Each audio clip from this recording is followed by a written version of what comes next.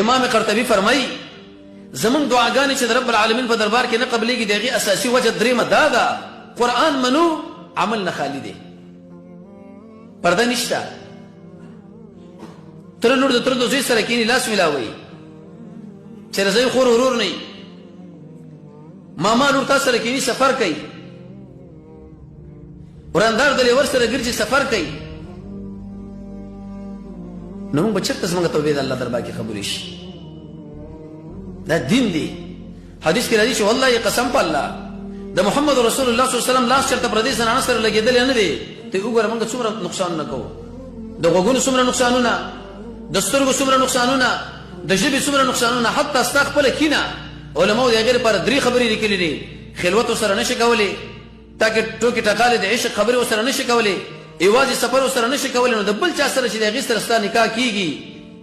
دلته خو لا د دوی دا خور ستا په نکاح کې ده هلته خلوت سماله قرآن صاحب دې لپاره موږ منو چې اسقاط لی راوړو قرآن دې لپاره موږ منو چې سیلاب روشي مخې لی ونیسو چې مه راځه پرې پټو قرآن دې لپاره منو چې قسم پې وکړو سفیان ابن عینه امام قرطبي نقل کړی دی دی بن اسرائیلو تورات چې د ورېښمو په کپړو کې ګرځو خو حلال به حلال نه ګڼل حرام به حرام نه ګڼله که په سرو زرو یې ولیکو د ورېښمو په کپړو کې تاو کو په دې سر باندې کېدو چې حلال مو حلال نه یې ګڼلي حرام مو حرام نه یې ګڼلي قطعا دا په قرآن باندې عمل نه دی